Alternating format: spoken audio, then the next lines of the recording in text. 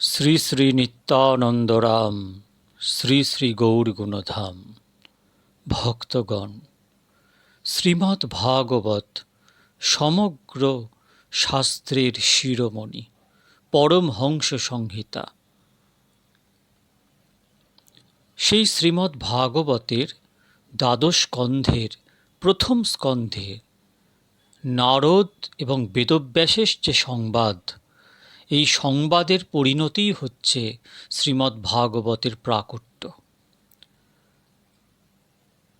যে শ্রীমদ্ ভাগবত স্বয়ং ভগবান নারায়ণ ব্রহ্মাকে প্রদান করেছিলেন, ব্রহ্মা নারদকে প্রদান করেছিলেন এবং নারদ বেদব্যাসকে প্রদান করেছিলেন। সেই শ্রীমদ্ ভাগবত, যা ব্যাসদেবের বিষাদ থেকে উৎপন্ন। বিষাদ, এটা প্রাকৃত বিষাদ না, জাগতিক লৌকিক বিষাদ নয়।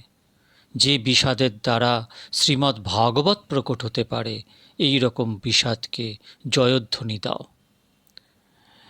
নারদ বেদব্যাস সংবাদ, যার দ্বারা সর্বশাস্ত্রের শিরোমণি শ্রীমদ্ ভাগবত এই জগতে প্রকট রূপ ধারণ করেছিলেন, সেই সংবাদকে জানা এবং বোঝা খুব আবশ্যক।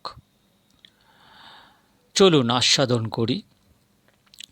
এই প্রবচন স্বয়ং নামাচার্য রামদাস বাবাজি মহারাজের শিষ্য শ্রী শ্রীমৎ কৃষ্ণানন্দ দাস বাবাজি, আমাদের সবার কেদার দাদুর এক অসাধারণ ভাষণ, যা আমি আপনাদের কাছে সঙ্গে আস্বাদন করতে চাই। খুব সাবধানে শ্রবণ করুন। নারদ বেদব্যাস সংবাদ। শ্রীমদ্ ভাগবতের প্রথম স্কন্ধে বর্ণিত নারদ বেদব্যাস সংবাদ এক গুরুত্বপূর্ণ বিষয়।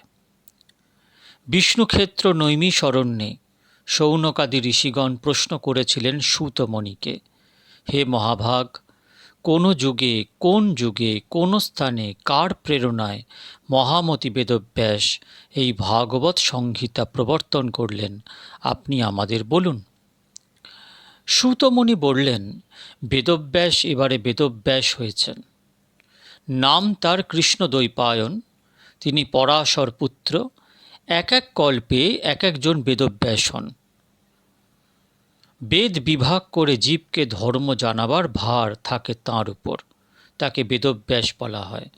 তিনি আবির্ভূত হয়ে বেদকে বিভাগ করেছেন, অষ্টাদশ পুরাণ উপপুরাণ আদি রচনা করেছেন, তন্ত্র আদি করেছেন, মহাভারত রচনা করেছেন, বেদান্ত দর্শন প্রণয়ন করেছেন। এসব করবার পরেও তার উপরে ভার ছিল আগামী কলিজীবকে তাদের ধর্মটা জানিয়ে দেওয়া। দাপরের শেষ প্রান্তে তার আবির্ভাব। তার পরবর্তী কলিযুগ, কলির মানুষ যে ধর্মযাজন করে তাদের অনাদিকালের দুঃখের হাত থেকে নিষ্কৃতি পাবে, সেই ধর্মটা বুঝে নিতে পারে, তা তিনি জানিয়ে দেবেন।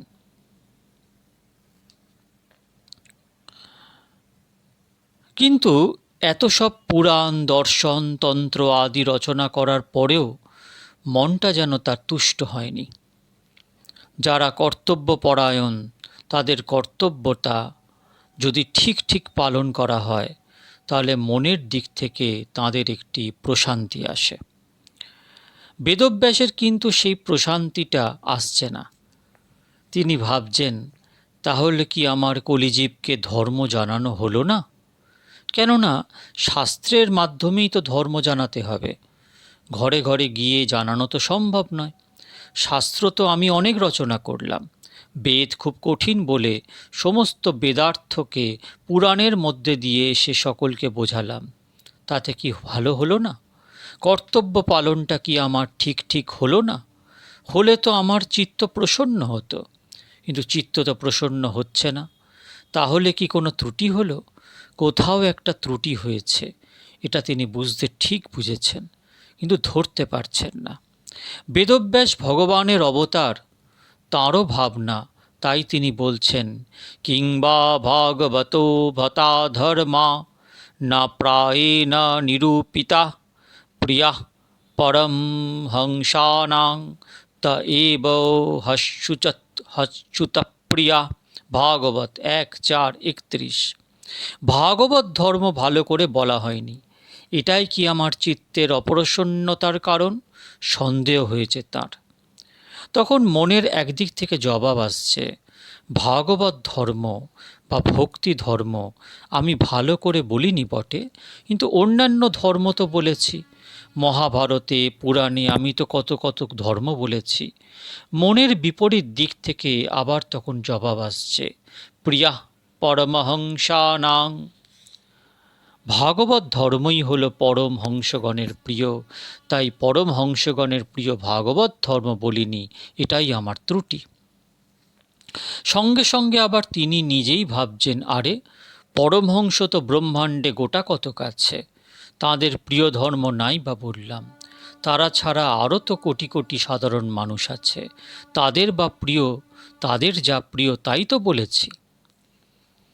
আবার ভাবছেন, তে এব হচ্যুতপ্রিয়া। পরমহংস ব্যক্তি যে কজন আছেন, যদিও তাদের সংখ্যা খুবই কম, তবুও তাঁরাই তো গোবিন্দের প্রিয়জন। তাঁদের প্রিয় যে ভক্তি ধর্ম, তা আমি বলিনি বলেই কি আমার ত্রুটি হয়ে গেল? কিন্তু অনেক ভেবেও তিনি কিন্তু নিশ্চিত করতে পারছিলেন না, কারণ ত্রুটিটা কোথায় এটা নিশ্চিত করতে হলে তো বেদব্যাসের থেকে আরও উঁচু দরের একজন লোক থাকা দরকার, যে তার সংশয় নিরসন করে দেবে, ত্রুটিটা দেখিয়ে দেবে, চিত্তের অপ্রসন্নতার কারণ বুঝিয়ে দেবে। তাই সরস্বতী নদীর তীরে বসে বসে তিনি এই সব ভাবছেন। ভাবতে ভাবতে এসে গেলেন বৈকুণ্ঠের দূত দেবর্ষি নারদ। তাকে দেখে তো বেদব্যাসের খুবই আনন্দ। বেদব্যাসের ত্রুটি বলে দেবার মতো একজন লোক বটে। যাই হোক, আসন পাদ্য অর্ঘ্য দিয়ে দেবর্ষি পাদের পূজা করলেন বেদব্যাস। তাঁরা সামনাসামনি বসলেন। একদিকে বীণাবল্লভ ঋষি বসেছেন, অন্যদিকে বসেছেন বেদব্যাস। বসে বসে ভাবছেন, আমার মনের কথাগুলো দেবর্ষিপাদকে জিজ্ঞাসা করব। জীবকে আমি ধর্ম জানাবার জন্য এত করলাম, কিন্তু আমি যদি কর্তব্য ঠিক ঠিক পালন করতাম তবে তো মনটা আমার প্রসন্ন হতো, কিন্তু তা যে হচ্ছে না, তাহলে আমার ত্রুটি কোথায়? কিন্তু তিনি জিজ্ঞাসা করবেন কি? দেবর্ষি নারদই আগে জিজ্ঞাসা করে বসলেন, পরাশর্য মহাভাগ ভবতঃ কশ্চিদাত্মনা পরিতুষ্যতি শারীর আত্মা মানস এব বা। ভাগবত 1:5-2। ওহে পরাশর নন্দন, মহাভাগ বেদব্যাস, তোমার শরীর অভিমানী যে আত্মা, মন অভিমানী যে আত্মা, সেই দুই আত্মার কুশল তো? তুমি জীবের জন্য কত খাটুনি না খেটেছ। বেদধ্যাযজ্ঞসন্ততৈ বেদমেকং চতুর্বিধম। এক বেদকে ঋক্ সাম যজু অথর্বৈ 4 ভাগে বিভাগ করেছ, পুরাণাদি রচনা করেছ। আবার স্ত্রী শূদ্র দ্বিজবন্ধূনাং ত্রয়ীণা শ্রুতি গোচরা। স্ত্রী শূদ্র এবং নিন্দিত ব্রাহ্মণের বেদ অধিকার নেই বলে সমগ্র বেদার্থকে তুমি পুরাণের রূপ আকার ধারণ করিয়েছ। আবার অষ্টাদশ পুরাণ কলির মানুষ কী করে পড়ে বুঝবে, তাই সমস্ত পুরাণের তাৎপর্যকে একটি গ্রন্থের মধ্যে ধরে রাখলে তার রচনা হলো মহাভারত রূপে। তাতেও তোমার সংশয়? রচনা করলে বেদান্ত সূত্র। এই এত খাটুনি খেটেও তোমার মুখখানা দেখে মনে হচ্ছে তুমি যেন কৃতার্থ হতে পারোনি। অকৃতার্থ ইব প্রভো। কী ব্যাপার মহাভাগ? বেদব্যাস ভাবলেন, আমাকে তো কিছুই জিজ্ঞাসা করতে হলো না, সবই দেবর্ষি বলে দিলেন। তবুও বললেন, अस्तेव मे सर्वमिदं तयक्तं तथापि नात्मा परितुष्यते मे तन्मूलं व्यक्तम् अगाधबोधं पृच्छामहे त आत्मभवात्मभूतं। ভাগবত 1:5-5। আপনি যা যা বললেন সবই আমি করেছি সত্য, ভক্ত তথাপি ন আত্মা পরিতুষ্যতে মে। আমার চিত্ত কিন্তু প্রশান্ত হলো না। তার কারণটা আমি আপনাকে জিজ্ঞাসা করছি, কারণ আপনি অগাধ বোধ, আপনার জ্ঞানের সীমা নেই।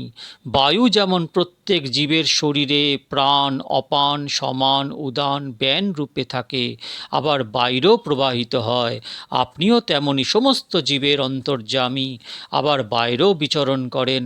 আর তাছাড়া আপনি বেদবত্তন আত্মভূ যে ব্রহ্মা তার পুত্র, আপনি দয়া করে বলুন আমার ত্রুটিটি কোথায়। নারদ তো সে কথাটা বলবার জন্যই এসেছেন। বেদব্যাস ভগবত অবতার আর নারদ ভক্ত, দুইয়ের মধ্যে বিচারে সংশয় আসে। বলা হয়েছে ব্যাস ও নারায়ণা সাক্ষাৎ, তার ভুল হয়েছে, আর ভক্ত নারদ তিনি উপদেশ দেবেন, এ কেমন কথা। আসলে জানানো হলো ভগবানের ভুলটা ভুল নয়, ওটা ভুলের ছল। কেন ছল? তার কারণ ভগবানের কৃপা পেতে হলে ভক্ত কৃপা আগে দরকার। ভক্ত কৃপা অনুগামিনী ভগবৎ কৃপা। ভগবৎ কৃপাটা ভক্ত কৃপার পেছনে পেছনে যায়। আগে ভক্ত কৃপা হবে, তারপরে ভগবানের কৃপা হবে। কৃপার গরজ বেশি, এই কথাটা জানাবার জন্যই বেদব্যাসের সংশয় হয়েছে। আচ্ছা, ভুল না হয় বেদব্যাসের হয়েছে, তার জন্য নারদের এত মাথা ব্যথা কেন? না না, মাথা ব্যথা নারদের নয়, মাথা ব্যথা হচ্ছে স্বয়ং বৈকুণ্ঠনাথের। কারণ বেদব্যাসকে পাঠানো হয়েছে কলিজীবের জন্য। কলিজীব যে ধর্মটা যাজন করবে সেটা যদি ভুল হয়, তবে যে কলির জীব ডুবে যাবে। তাই নারদ, তুমি তাড়াতাড়ি যাও, আর দেরি করো না। তখন নারদ এলেন, তিনি বললেন ভবতানুদীতং প্রায়ং যশো ভগবতোঃ মলম যেনৈবাসৌ ন তুষ্যেত মন্যে তদর্শনংখিলম। ভাগবত 1:5-8। দেখো বেদব্যাস, তুমি সবই করেছ, কিন্তু ভবতা তোমা কর্তৃক অনুদিত প্রায়ং, প্রায় কথার মানে হলো বাহুল্য। তুমি বেশি করে ভালো করে বলনি। কি বলনি? কি বলেনি বেদব্যাস? যশো ভগবতোঃ মলম, ভগবানের যে নির্মল যশ, তা তুমি ভালো করে বলনি, এটাই তোমার ত্রুটি। অতএব বেদব্যাসের ত্রুটিটার সমাধান হলো এই যে তিনি এসেছেন কলির জীবকে ধর্ম জানাবার জন্য, কিন্তু সেটা জানাননি। কোনটা কলিজীবের ধর্ম? ভগবানের নির্মল যশ, অর্থাৎ সেই যশের গান, সেই যশের শ্রবণ, সেই যশের চিন্তন, এটাই কলিযুগের ধর্ম।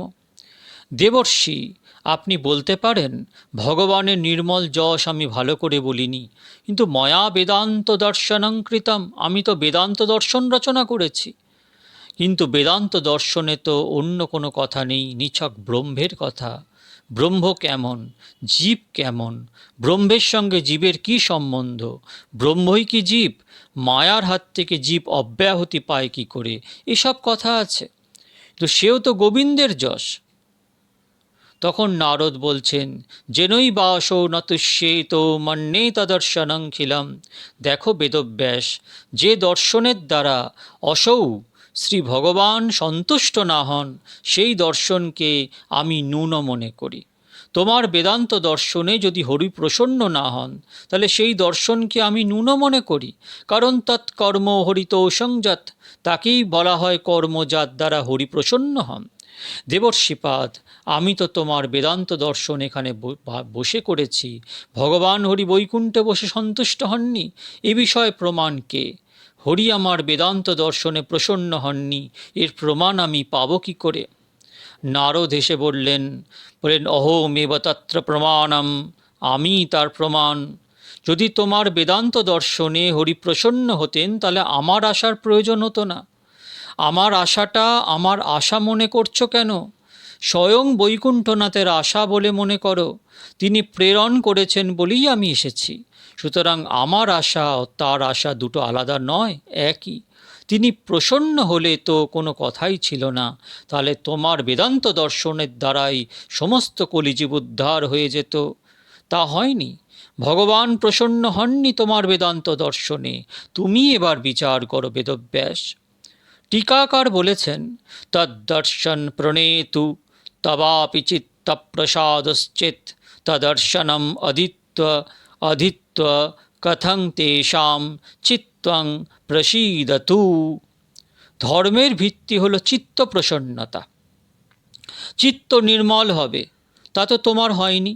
তুমি রচয়িতা, তোমার তো হয়নি বলেই সেই দর্শনকে যারা অধ্যয়ন করবেন তাদের চিত্তের প্রসন্নতা তুমি কেমন করে আশা করবে? আর আমি জানি বেদব্যাস ভগবানের প্রসন্নতা কিসে সবচেয়ে বেশি, কারণ আমি তো বৈকুণ্ঠের তার চরণতলে বসে থাকি। আমি বসে বসে দেখি যে তিনি খুব বেশি প্রসন্ন হন কোন বিষয় কোন সাধনে করলে। আমি বসে বসে দেখেছি তার নাম গানে, তার যশ গানে, তার লীলা গানে তিনি যেমন প্রসন্ন হন, অন্য কোনো সাধনে তেমন প্রসন্ন হন না। তাই আমি সব ছেড়ে দেবদত্তামিমাং বিনাম শরব্রহ্ম বিভূষিতাম মূর্ছয়িত্বা হরিকথাম গায়মানশ্চরামহম। ভাগবত 1:6-33। দেবদত্ত এই বীণাকে শরব্রহ্ম বিভূষিত করে হরিকথার মূর্ছনা দিয়ে আমি ব্রহ্মাণ্ড ঘুরে বেড়াই। তার নাম গুণ গান যশগান আর লীলাগান করে করে ব্রহ্মাণ্ডের জীবগণকে শুনিয়ে শুনিয়ে কৃতার্থ করি আর নিজেও কৃতার্থ হই। ভগবান তাতেই সবচেয়ে বেশি প্রসন্ন হন, তোমার বেদান্ত দর্শনে প্রসন্ন হন না। বাহু তুলে হরি বলে নিজেও নাচো, সব জীবকে নাচতে শেখাও, তবে দেখবে হরি বেশি প্রসন্ন হবেন। আর শোনো বেদব্যাস, বেদান্ত দর্শনে তুমি যা বলেছ সেটা আচরণ করবার মতো মানুষ কলিকালে কটা পাবে? যদিও দু একজন পাওয়া যাবে, তাও না হয় মুক্তি পর্যন্ত, কিন্তু তাহলে সমস্ত কলিজীবের উদ্ধার তো হলো না। কলিজীবের চেহারাটা কেমন জানো? এতদ্যাতুরচিত্তানাং মাত্রাস্পর্শেচ্ছয়ামুহু। ভাগবত 1:6-35। মাত্রাস্পর্শ অর্থাৎ বিষয় ভোগের জন্য যারা লুব্ধ হয়ে আছে, সব সময় আতুর চিত্ত হয়ে আছে। কেমন আতুর চিত্ত? কুকুরের মতো। নারদ রাজা প্রাচীন বর্ণিকে বলেছিলেন, মহারাজ কলিজীবের চেহারাটা কেমন জানেন? ক্ষুৎপীড়িত যথা দীনা সারমেহ গৃহম গৃহম চরণ বিন্দতি যদ্দিষ্টং দণ্ডমোদৌ নমে বাবা। ভাগবত 4:29-30। কুকুর যেমন ক্ষুধায় কাতর হয়ে দিন হয়ে প্রতি ঘরে ঘরে ঘুরে বেড়ায়, তার কপালে যেমন আছে, কপালে কেমন আছে, কোথাও দুটি ভাত পায়, কোথাও বা মার খায়। তথা কামাশয় জীব উচ্চাবচ পথা ভ্রমণ উপর যধো বা মধ্যে বা জাতি দিষ্টং প্রিয়া প্রিয়ম। 4:29-31 ভাগবত। তেমনি বাসনাগ্রস্ত জীব বাসনা ক্ষুধায় বিষ্ঠার কৃমি থেকে শুরু করে মনুষ্য দেহ, দেবদেহ, পশু দেহ প্রভৃতি সব জায়গায় ভ্রমণ করছে। করে কি পাচ্ছে? জাতি দিষ্টং প্রিয়াপিষ্টম প্রিয়াপ্রিয়ম। কখনো প্রিয় বস্তু পাচ্ছে, কখনো অপ্রিয় বস্তু পাচ্ছে। কলির মানুষ বিষয়ভোগে মত্ত হয়ে রূপ রস গন্ধ স্পর্শ শব্দ এই 5টি গৃহস্থের ঘরে ঘরে কুকুরের মতো যাচ্ছে। একটু ভালো রূপ দেখবার জন্য, একটু ভালো শব্দ শোনবার জন্য কত খরচ করছে, উপর থেকে নিচ পর্যন্ত সব জায়গায় ঘুরছে, কিন্তু পাচ্ছে কি? কখনো প্রিয় বস্তু পেয়ে পুত্র পেয়ে আলিঙ্গন করছে, আবার কখনো পাচ্ছে অপ্রিয় বস্তু অর্থাৎ সেই পুত্রকে শ্মশানে নিয়ে যাচ্ছে। এইভাবে জীব তো ক্ষতবিক্ষত হয়ে যাচ্ছে। আরও শোনো বেদব্যাস, জীবের এই যে জন্ম মৃত্যুরূপ সংসার সাগর, এটা অনন্ত। কোনো অনাদিকাল থেকে সে জন্মাচ্ছে মরছে, আবার জন্মাচ্ছে আবার মরছে, এর আর শেষ হয় না। এই যে জীবের এত দুর্গতি, এর থেকে তাকে উদ্ধার করবার কোনো উপায় কি তুমি করে রেখেছো বেদব্যাস? যারা সংসার ত্যাগ করবে, বৈরাগ্য লাভ করবে, সংযম করবে, ন্যাস প্রাণায়াম করবে, সমদম তিতিক্ষা আদির অনুষ্ঠান করতে পারবে, এরকম লোক তোমার বেদান্ত দর্শনের অধিকারী। এরকম লোক তুমি কটা পাবে? তুমি কি দেখনি বেদব্যাস কলির জীব কেমন হবে? বেদব্যাস বললেন, আজ্ঞে হ্যাঁ, দেখেছি বটে, নিজের প্রজ্ঞা অনুসারে। মন্দাসু মন্দমতয়ো মন্দভাগ্যো হপদ্রুতা। কলির জীব মন্দ, তারা মন্দ বুদ্ধি, আবার মন্দ ভাগ্য। যদি কারোর মতি ভালো থাকে বা তবুও তারা নানা বিঘ্নে জড়িত। সুতরাং হরিভজন হয় না। তোমার বেদান্ত দর্শনের আচরণ তারা করবে কেমন করে? তুমি তো জানো এদের জন্যই তোমাকে পাঠানো হয়েছে। তাদের মুক্তির উপায় যে ভাগবত ধর্ম তা তুমি বলে আসবে, কিন্তু তাদের উপায় কি তুমি কিছু করতে পেরেছ? ব্যাসদেব বললেন, আজ্ঞে না। সুখদেব রাজা পরীক্ষিতকে বলেছেন, মহারাজ, জীবের এই যে জন্ম মৃত্যুরূপ সংসার সাগর, এটা অনাদি। কবে থেকে এর আরম্ভ কেউ জানে না, কিন্তু এটা অনন্ত নয়, এর শেষটা খুঁজে পাওয়া যাবে। নানা যোনি ভ্রমণরূপ অবিদ্যা গ্রন্থি যখন শেষ হয়ে যাবে তখন তার মুক্তি হবে। তখন পরীক্ষিত জিজ্ঞাসা করছেন, জীবের প্রতি দরদি হয়ে, হে দয়াময়, কদা ভবতি ভবতি, এই যে অপবর্গ অর্থাৎ এই জন্ম মৃত্যু সাগর কবে শুকিয়ে যাবে আর থাকবে না, এমন দিন কবে হবে, কেমন করে হবে প্রভু? সুখদেব বললেন, যথা হি মহাপুরুষ পুরুষ প্রসঙ্গ, যখন মহাপুরুষ যে শ্রী ভগবান তার পুরুষ যে ভক্তগণ তাদের সঙ্গে যখন মানুষের প্রসঙ্গ হবে, অর্থাৎ হরিকথার প্রসঙ্গ হবে, তখনই সংসার সাগরটা শুকিয়ে যাবে। তাই নারদ বলছেন, আমি তোমার কাছে কেন এসেছি জানো বেদব্যাস? আমি জেনেছি যে তোমাকে যদিও পাঠানো হয়েছিল লুব্ধচিত্ত কলির মানুষকে সংসার সাগর পার করাতে, কিন্তু তুমি তা পারলে না, ভুল করলে। তাই তোমার কাছে আমার আশা। আমি শুনে আসিনি, কেননা শুনে আসলে তুমি হয়তো বলবে, আপনার তো শোনা কথা মশাই, বিশ্বাস হয় না। তাই দেখে এসেছি, নিজের চোখে দেখে এসেছি একটা নৌকা, যে নৌকায় উঠলে দুর্গত মানুষ, বিষয়াসক্ত মানুষও সংসার সাগর, জন্ম মৃত্যুময় সাগর অনায়াসে পার করে হরিপাদ পদ্মে চলে যাবে। দেবর্ষিপাদ, বলুন বলুন সেই নৌকার কি নাম? ভবসিন্ধু প্লব দৃষ্ট হরিচর্যানুবর্ণনম। সেই ভবসিন্ধু নৌকা আমি চোখে দেখেছি, তার নাম হরিচর্যানুবর্ণনম। হরিলীলার বর্ণনা, হরিলীলার শ্রবণ, হরিলীলার কীর্তন। গৌর গোবিন্দের যে লীলা তাই শ্রবণ করো, কীর্তন করো, বাহু তোলে গোবিন্দ বলে নাচো, তাহলেই তোমার সংসার সাগর অনায়াসে পার হয়ে যাবে। দেবর্ষিপাদের এই উক্তির তাৎপর্য নিহিত আছে শ্রীমদ্ ভাগবতে বর্ণিত পৃথ্বরাজের উপাখ্যানে। পৃথ্বরাজ যিনি আদি রাজা, যার নাম অনুসারে পৃথিবী তার নামের উৎপত্তি। তাঁর পিতা ছিলেন বেন রাজা। সেই বেন রাজা এত নাস্তিক ছিলেন যে তিনি পৃথিবীতে যত মুনি ঋষি ছিলেন তাদের ধরে আনতেন নিজের রাজ্যে, এনে বলতেন, তোমরা কার উপাসনা করো? মুনিগণ বললেন, মহারাজ, আমরা বিষ্ণুর উপাসনা করি। ভগবান বিষ্ণু সর্বেশ্বর, তার উপাসনা করি। কার যজ্ঞ করো? বিষ্ণুরই যজ্ঞ করি। কার তপস্যা করো? বিষ্ণুরই তপস্যা করি। বললেন, তা হবে না। শাস্ত্র পড়নি? নরানাঞ্চ নরাধিপম, নরগণের মধ্যে রাজা ভগবানের অংশ, অতএব এখন থেকে সমস্ত রাজ্যে বিষ্ণু আরাধনা, বিষ্ণু যজ্ঞ, বিষ্ণুর তপস্যা সব বন্ধ।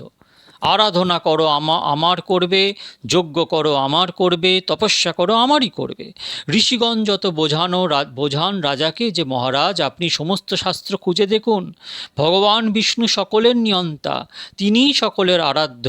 সমস্ত শাস্ত্র বিচার করে আলোড়ন করে দেখা গেছে, ধেয় নারায়ণ সদা, নারায়ণ সর্বদা ধ্যানের যোগ্য। কিন্তু বেন রাজা কি সে কথা বোঝেন? তিনি বলেন, তোমরা কুলোটার ধর্ম গ্রহণ করেছ। কুলটা যেমন পতির অন্ন খায়, কুলোটা যেমন পতির অন্ন খায় আর পরপুরুষের আনন্দ বিধান করে, তেমনি তোমরা আমার অন্ন খাচ্ছর ভগবান বিষ্ণুর আরাধনা করছো। সুতরাং এটা বন্ধ করো। ধ্যান, উপাসনা, তপস্যা আমাকে করো। কিছুতেই যখন রাজা বুঝলেন না ঋষিদের কথা, তখন তারা ক্রোধে এক হুঙ্কার দিলেন। সেই হুঙ্কারের এমন তেজ যে রাজা তৎক্ষণাৎ দেহ রক্ষা করলেন। মানুষও তেমনই বুঝতে পারেন না যে কতটুকু তার যোগ্যতা, কতটুকু তার তেজ, কার একটা নিঃশ্বাসে বা হুঙ্কারে তার জীবন এখনই নষ্ট হয়ে যাবে। তাই বেন রাজা মারা গেলেন, মুনিগণও চলে গেলেন। তখনকার নিয়ম ছিল, অনেক দিন ভালো থাকার বলে রাজাদের দেহ মৃত্যুর পরে একটা আরকে ভিজিয়ে রাখা হতো, বেন রাজার দেহটিকেও ভিজিয়ে রাখা হলো। যাই হোক, মুনিরা তো চলে গেলেন। কিছুদিন চলে গেছেন মাঝখানে। মুনিরা দেখলেন যে আকাশে খুব ধুলো উঠছে। তারা ভাবছেন যে এত ধুলো কেন আকাশে? ও ঠিক বটে, রাজা তো নেই, তাই দস্যু তস্করের উৎপাত বেড়েছে। রাজা না থাকলে রাজ্যের যা অবস্থা হয় তাই হয়েছে। তারা ভাবছেন কি করা যায়। সকলে মিলে আবার এলেন রাজবাড়িতে। এসে রানী সুনীতাকে বললেন, রানীমা, রাজার দেহটি কি আছে? বললেন, আছে বাবা। বললেন, একবার বের করে আনুন।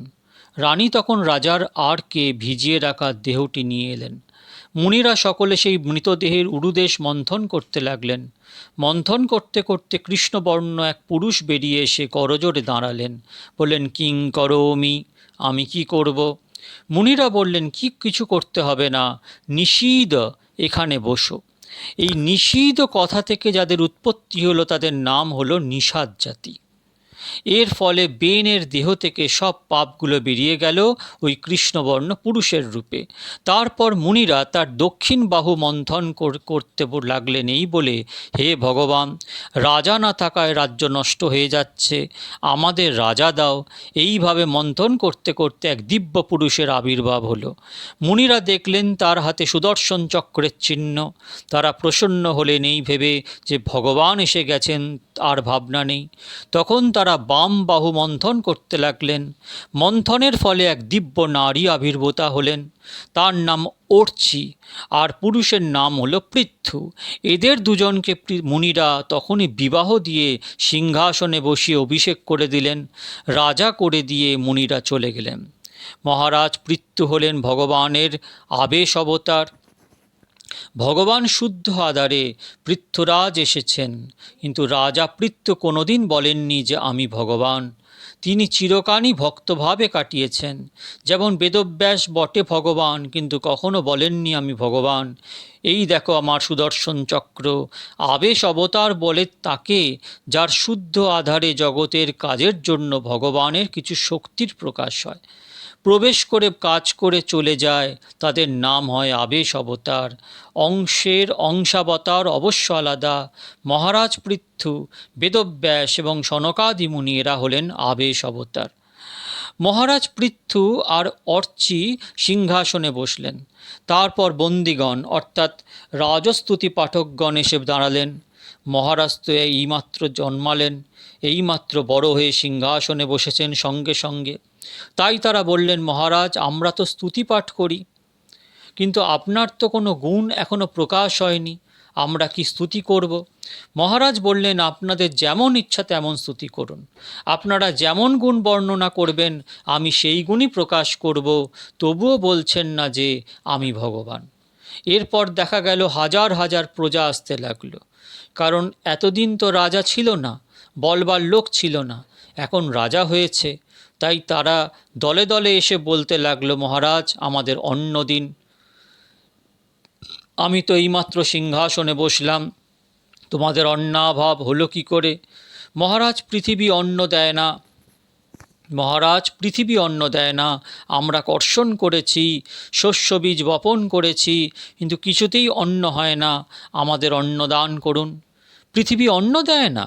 না, পৃথিবীকে আমি বিনাশ করব।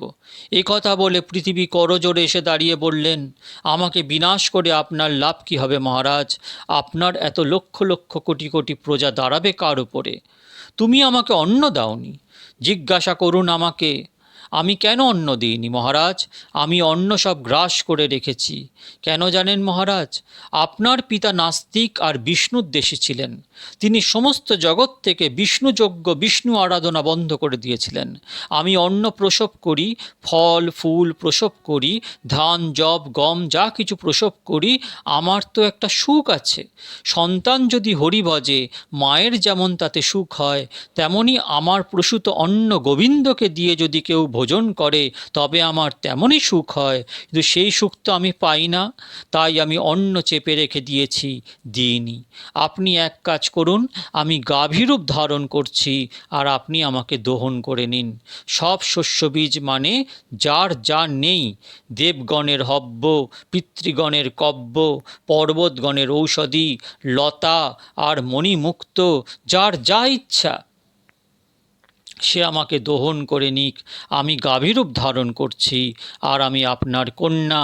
আমাকে আপনি মেরে কি করবেন? আজ থেকে আপনি আমার পিতা। তাই পৃথ্বরাজের কন্যা বলে নাম হলো পৃথিবী। সেই পৃথ্বরাজ শত অশ্বমেধ যজ্ঞ করেছেন। সেই যজ্ঞে কখনো একবার বসেছেন ব্রহ্মার মানসপুত্র, ব্রহ্মজ্ঞানীগণের শিরোমণি সনৎকুমার। তিনি এসে রাজা সসম্মানে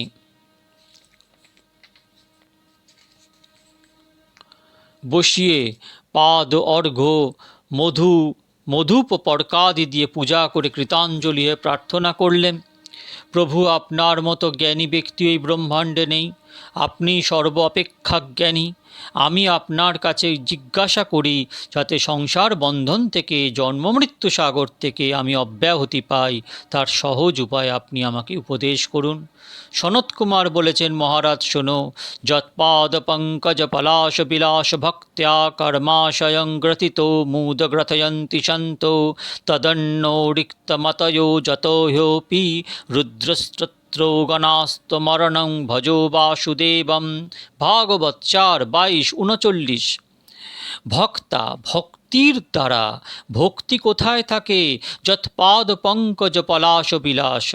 ভক্তা বাসুদেবের যে পাদপদ্ম, তাতে যে পলাশ অর্থাৎ পাপড়ি মানে অঙ্গুলি, তাতে বিলাসবতী যে ভক্তি মহারানী, সেই ভক্তির দ্বারায় কর্মাশয়ং গ্রথিত মুদ গ্রন্থয়ন্তি সন্ত সাধুগণ অর্থাৎ বৈষ্ণবগণ সেই ভক্তি দ্বারা কি করেন না, অনাদিকালের অবিদ্যার ফলে জন্মেছে যে কর্মফল, সেই কর্মের বন্ধনটা অনায়াসে খুলে ফেলেন।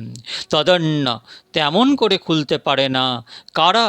রিক্তমতয়ো যতোপি রুদ্রস্রোতগণা। রিক্তমতি মানে যারা ব্রহ্মেতে মতি দিয়েছেন, ব্রহ্মজ্ঞানীগণ অর্থাৎ জ্যোতিগণ বা সন্ন্যাসীগণ, এবং যারা ইন্দ্রিয়গণকে রুদ্ধ করেছেন তারা। গোবিন্দ পাদপদ্মে ভক্তিযোগের দ্বারা সাধুগণ যেমন কর্মবন্ধন মোচন করে ফেলেন, তেমনটি ওই জ্যোতিগণ পারেন না। অতএব মহারাজ, তম অরণং ভজো বাসুদেবম। আপনি সেই ভক্তির দ্বারায় সেই বাসুদেবের পাদপদ্ম ভজন করুন, এছাড়া আর উপায় নেই। তাই দেবর্ষি নারদ বলেছেন বেদব্যাসকে, ভবসিন্ধু প্লবদৃষ্ট হরিচর্যানুবর্ণনম। শাস্ত্র বলেছেন যে হরিনাম উচ্চারণের মহিমা সক্রিদ উচ্চরিতং যেন হরিতিক্ষরোদয়ম বদ্ধ পরিকরস্তেন মোক্ষায় গমনং প্রতি। হ অর্থাৎ রি, এই দুটো অক্ষর দ্বারা একবার উচ্চারণ করেছেন, তাদের কি হয়েছে? তারা কোমর বেঁধেছে। কেন? তারা কোথায় যাবে? কোথায় যাওয়ার জন্য কোমর বেঁধেছে? হ্যাঁ, তারা মুক্তির দিকে যাওয়ার জন্য কোমর বেঁধেছে। নারদ বললেন বেদব্যাসকে, সমাপত্তে যেনোবিনং বুভুক্ষিতম। জ্ঞানীগণের জ্ঞানের যে ইচ্ছা, সেটা যেখানে শেষ হয়ে গেছে সেখানেও কিছু ধরে দাও। কেমন করে?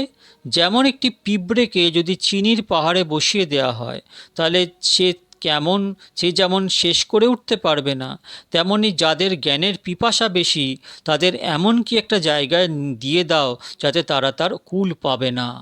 তাহলে তাদের জ্ঞানের পিপাসা শেষ হয়ে যায়।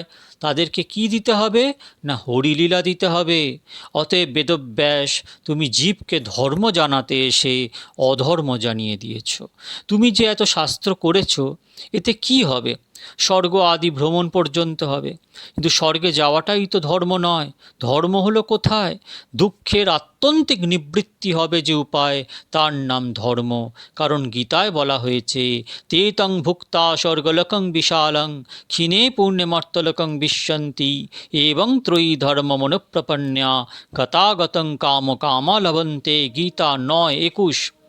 পুণ্য অর্জন করতে হয় যাগযজ্ঞাদি করে, সেই পুণ্য সঞ্চয়ের দ্বারা স্বর্গে গিয়ে স্বর্গসুখ ভোগ করা হয়, কিন্তু যখনই পুণ্য শেষ হয়ে যায়, কেমন করে শেষ হয়? ভোগের দ্বারা যখন পুণ্য শেষ হয়ে যায়, যেমন আপনি কোথায় যাচ্ছেন পয়সা দিয়ে টিকিট করে, যত আপনি গন্তব্যস্থলের দিকে যাচ্ছেন 1 ঘন্টা 2 ঘন্টা করে, যত সময় যাচ্ছে আপনার পয়সাটা শেষ হয়ে যাচ্ছে, টিকিটের মেয়াদটা শেষ হয়ে যাচ্ছে। স্বর্গতেও তেমনই পুণ্যের যাত্রা অনুসারে সুখ ভোগের মাত্রাটা কারো 1 দিন, কারোর 2 দিন, কারো বা 1000 বছর ধরে ভোগ করতে করতে যখন সব পুণ্যটা ক্ষয় হয়ে গেল, তখন স্বর্গ থেকে আপনাকে মরজগতে ফেলে দিল। ক্ষীণে পুনে মর্তলোকং বিশ্বন্তি। তাই একে ধর্ম বলে না, ধর্ম বলে আত্যন্তিক দুঃখ নিবৃত্তিকে। আর কখনো আপনার কাছে দুঃখ আসবে না, এর যে উপায় তার নাম ধর্ম। তাই নবযোগীন্দ্র বলেছেন, মহারাজ, দুঃখ আর ভয়, অর্থাৎ রোগের ভয়, সমাজের ভয়, মৃতপত্নীর ভয়, পুত্রের ভয়, পিতামাতার ভয়, যমের ভয়, কোনো রাজার ভয় কোনো দিন আর আমার কাছে আসবে না। এর কারণ গোবিন্দচরণ উপাসনা ছাড়া আর দ্বিতীয় কোনো পন্থা নেই। মনোহ কুতশ্চিৎ ভয়ম চ্যুত্তসে পাদাম্বজোপোষণমাত্র নিত্যম উদ্বিগ্ন বুদ্ধেরো সদাত্মভাবাৎ বিশ্বাত্মনা যত্র নিবর্ততে ভি। ভাগবত 1:11-2:33। কবি যোগীন্দ্র নিমিরাজকে বলেছেন, মহারাজ, আমি মনে করি অচ্যুতের যে পাদপদ্ম উপাসনা, তাই অকুতাশ্চিদ ভয়ম, অর্থাৎ কোথাও থেকে কোনো ভয় আর আসবে না। তার কারণ হলো অচ্যুতের চরণারবিন্দের উপাসনা। সেটা করবার অধিকারীকে, হরিভক্তিতে অধিকারী সবাই, তার মধ্যে অবশ্য একটি তফাৎ আছে। যেমন একটা অব্যর্থ আগুন আছে, যাতে লাগাবেন তাতেই জ্বলবে। যেমন একটা কাঠ 6 মাস পুকুরের জলে পড়েছিল, তাতে লাগানো হলো, আবার একটা রোদে 6 মাস শুকানো কাঠ তাতে লাগানো হলো। ফল কি হলো? যে কাঠটা ভিজেছিল সেটা জ্বলতে দেরি হলো, ভিজে কাঠ তো ধোঁয়া হবে, আর যেটা একেবারে শুকনো কাঠ সেটা আগুন দেওয়া মাত্র দাউ দাউ করে জ্বলে উঠল। তেমনি যে চিত্তটা বিষয়রসে ডোবানো আছে, সেটা হরিভক্তির স্বরূপ অব্যর্থ আগুন দিলে জ্বলবে ঠিকই, কিন্তু বিলম্ব হবে। কিন্তু বৈরাগ্যের রোদে যদি কিছু একটু শুকানো যায়, তবে হরিভক্তিরূপ আগুন দেওয়া মাত্র কৃষ্ণপ্রেমে তাহা গোবিন্দ বলে কাঁদবে। এই একটা অধিকারী নির্বাচন করা হয়েছে। কীরকম করে? উদ্বিগ্ন বুদ্ধে, বুদ্ধিটা যার উদ্বিগ্ন হয়েছে এমন ব্যক্তি হরিভজনের অধিকারী সবাই হতে পারে, তার মধ্যে যাদের চিত্তটা শুকনো কাঠের মতো হয়েছে, বুদ্ধিটা উদ্বিগ্ন হয়েছে, তাদের তাড়াতাড়ি কাজ হবে। কি জন্য উদ্বিগ্ন হয়েছে? অসদাত্ম ভাবাৎ। অসৎ বস্তু কোনগুলি? দেহ, গেহ, ধন, জন, মান, রাজ্য সবই অসৎ। দেহটে কি আমি জ্ঞান করেছি, আর যত কিছু সবই আমার এই জ্ঞান হয়েছে। এইগুলিতে আত্মবুদ্ধি তো সবারই আছে, কারোর বুদ্ধি উদ্বিগ্ন হচ্ছে না। যার বুদ্ধি উদ্বিগ্ন হচ্ছে, হায় হায়, এতদিন পর্যন্ত আমি তো দেহ, গেহ, পুত্র আদিতে আমি আমার এই বোধটা ছাড়তে পারলাম না, তাহলে আমার কি হবে? তাহলে তো আমি যমদণ্ড পেয়ে যাব, আমাকে তো নরক যন্ত্রণা ভোগ করতে হবে, হায় আমার কি হবে? এই ভেবে যার মূর্তিটা উদ্বিগ্ন হয়েছে, উদ্বেগটা আবার একটু ঘন হওয়া চাই। কেমন ঘন হওয়া চাই? যেমন আপনার রাজদণ্ড হয়েছে, সূর্যোদয়ের সঙ্গে সঙ্গে 10,000 টাকা না দিতে পারলে শিরচ্ছেদ হবে। এদিকে রাতও 1-1 ঘন্টা করে শেষ হচ্ছে, একটা টাকাও আপনার জোগাড় হয়নি। এর জন্য আপনার প্রতি ঘন্টায় যে উদ্বেগ, সেই রকম উদ্বেগটা যদি দেহাদিতে আত্মবুদ্ধির জন্য হয়, তবে হরিভজনে কৃতার্থতা। পোশাকই হরিভজনে কোনো কাজ হবে না। যেমন পোশাকই কাপড় তোলা থাকে, দরকার হলে একবার পরলাম আবার তুলে রাখলাম, তেমনি হরি একবার বলতে হয় বললাম। তাতে কি হরি গলেন না গলেন না? আমার চোখ দিয়ে অবিরত জল পড়বে, তবে হরি গলবেন আমার উপরে। আমার যে স্ত্রী পুত্রাদিতেই আত্মবুদ্ধি, আমি মরলে এরা আমার সঙ্গে যাবে না, আমি মরলে হয়তো দুদিন কাঁদবে, তারপর যেমন খাবে তেমন শোবে, বাদ যাবে না কিছুই। তাই আমাকে যাবার বেলায় কিছু পাথেয় নিয়ে যেতে হবে, সেই পাথেয় হলো শুধু হরিনাম। তা যদি সঞ্চয় করতে পারা যায় সেটাই সঙ্গে যাবে। শাস্ত্র বলেন, যে দেশে ঔষধ পাওয়া যায় না সে দেশে বেড়াতে গেলে ওষুধ কিনে সঙ্গে নিয়ে যেতে হয়। তেমনি বেঁচে থাকতে থাকতে হরিনামরূপ ওষুধ কিনে নিয়ে যাও, তবেই মরার পরে রেহাই পাবে, নইলে নয়। এখনও অনেকের দেহটা যে আমি নয় বা আমার নয় এই বোধটা জাগেনি। বিছানায় শুয়ে থাকলে যেমন বিছানাটা আপনি নন, আপনি উঠে গেলে বিছানাটা পড়ে থাকবে, তেমনি আমরা দেখছি প্রতিদিন কত লোক মরছে, দেহশয্যা পড়ে আছে, তবু আমার বেলায় আমি কিন্তু তা মনে করতে পারি না। মনে করি দেহটাই আমি, দেহটাই আমার। আত্মীয় স্বজনতেও তেমনি আমার বোধ হয় না। তার জন্য যার বুদ্ধিটা উদ্বিগ্ন হয়েছে, ওই 10,000 টাকা দেওয়ার মতো প্রতিক্ষণে উদ্বেগ কী হবে আমার। তাই নবযোগীন্দ্র বলেছেন, অসদাত্মভাবাৎ বিশ্বাত্মনা যত্র নিবর্ততে ভি, এই হরিপাদপদ্ম ভজনে কি হবে না জন্ম মৃত্যুর ভয়, রোগ শোকাদির ভয় ইত্যাদি চিরতরে নিবৃত্ত হয়ে যাবে। এই নিবৃত্তিটা অবশ্য সাধনের শেষে নয়, সাধন যখন থেকে আরম্ভ হবে তখন থেকেই আস্তে আস্তে হতে থাকবে।